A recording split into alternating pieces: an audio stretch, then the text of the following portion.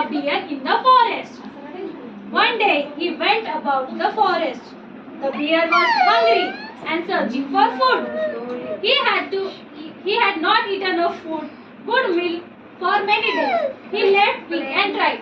एकदा एका जंगलात एक बेअर असतो. तो एका ना फॉरेस्ट मध्ये राहत असतो. तो एकदा फॉरेस्ट मध्ये जातो.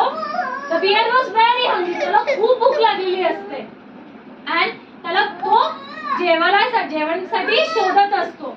त्याने खूप दिवसापासून जेवणच केलं नसतं. त्याला खूप भूक लागली असते. त्याच्यामुळे त्याला खूप वीकनेस आली असते. तो खूप थकलेला असतो. The forest was very thick and vast. The hungry bear walked slowly. Suddenly he spotted something. It was hanging from a tree branch. He went closer. Yippee! It is a honeycomb. He sang and danced. तो forest आहे ना खूप मोठा असतो. मी सगळ्यांचं लक्ष इथंच येतंय. तो फॉरेस्ट आहे ना खूप ठीक असतो. खूप डेन्स असतो. तो मग त्याला भूक लागलेली असते. तो स्लोली त्या जंगलामधून जात असतो. मग त्याला हळूच एका ट्रीवर काहीतरी दिसतं. मग तो त्याच्या जवळ जातो. मग yippee! It's a honeycomb. म्हणजे हनीकोम म्हणजे ट्री आपल्या हनी बीचं घर. त्याला ते दिसतं. And he started to dance and sing. तो खुश होतो. He looked at the comb for honey closely. He wanted to be sure that there was no bees. The honey bear jumped towards the honeycomb. With his paw, he tried to grab it. तो जवळ जातो बघतो त्याच्यामध्ये हनी आहे का नाही, बीज आहे का नाही, कारण त्याला खूप भूक लागली असती. तो जंप करतो त्याच्या बीजच्या घरवर, हनीकोम्बवर. आणि विथ हिज पाव त्याच्या हातावरून तो हाताने तो ग्रॅब करायला जातो, तो पकडायला जातो. The bear heard a loud song. He was shocked. The bees were turning to their honeycomb. When the bees was closer, they saw the bear. The bear is trying to steal our honey. The bear said, they swam around him. They struck his many times. तो honey bee बघता, अरे bare आलाय, तो आपला हनी चोरायला आलाय. मग ते चिडतात. आता आम्ही याला सोडणार नाही.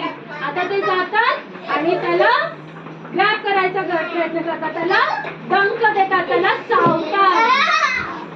The bear was in great pain. He became furious. I cannot get the honey now, but I will not allow the bees to have it too. He took a big rock in his hand. With it, he मग bare काय करतो, अरे यांनी मला खूप चावलं, मला खूप दुखते. आता तो घाबरतो. पण तो काय विचार करतो, जर मला हनी भेटला नाही तर मी हनी बीजला पण हनी भेटू देणार नाही. मग एक तो रॉक उचलतो आणि तो त्या हनीकोम्बवर जाऊन मारायचा प्रयत्न करतो. The clever bees understood what the bear The bear left the rock. He ran away. The angry bees chased him. They wanted to reach him.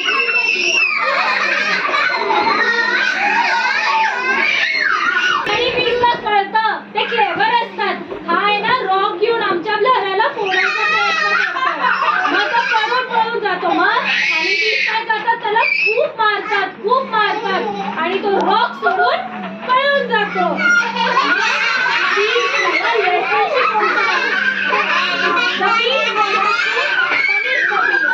The bear kept running. The bees came after him.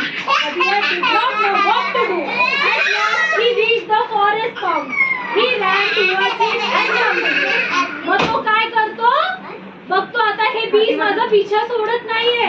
मग तो बघतो आता मी मेलो, आता काय करायचं, म्हणून तो पाणीचा पॉन्ड असतो त्याच्यामध्ये जंप करतो. कारण बीज पाणीमध्ये जाऊ शकत नाही, त्यांना भीती वाटते पाण्याची. The cool pond water made the bear feel better. The cool pond water made the bear feel better. He decided to stay in the water for some time. The bear lost patience and returned home. Then the bear came out and slowly slipped back into the forest. तर काय होतं, तो पाणीमध्येच राहतो ना bare, त्याला पाणीमध्ये बरं वाटतं, त्याने डंक दिलेलं असतं ना त्याला बरं वाटतं त्या पाणीने, आणि मग तो विचार करतो हे तर माझा पिछा सोडणार आणि मी पाणीमध्येच राहतो, आणि बीस खूप वेळपर्यंत तिथंच उडत असते. मग ते बघते हा काय बाहेर येणार नाही, बीस परत त्याच्या घरी जाते आणि त्याच्यानंतर बियर त्याच्या घरी जातो. मॉरल ऑफ द स्टोरी काय?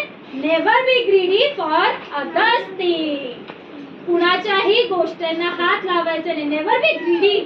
आपण त्याच्याबद्दल लालच ठेवायचं नाही. हे हडीबीचं होम आहे ना, त्याच्यामधलं जेवण पण हडीबीचंच आहे ना, मग ते आपण कसं घेणार? आपल्या घराचं जेवण आपण खातो, तर हडीबीचं जेवण हडीबीच खाणार ना, बेर का खाणार? म्हणून कुणाच्याही गोष्टीवर ग्रीडी ठेवू नये, त्याच्यावर आपला हक्क गाजवायचा नाही. Okay, don't be greedy for others thing. Okay, be happy whatever you are having. हमारे पास जो है उसमें खुश रहो. दूसरों की चीजें स्टील करने की कोशिश नहीं करना, या फिर ऐसे बियर की हालत होगी. Okay, thank you.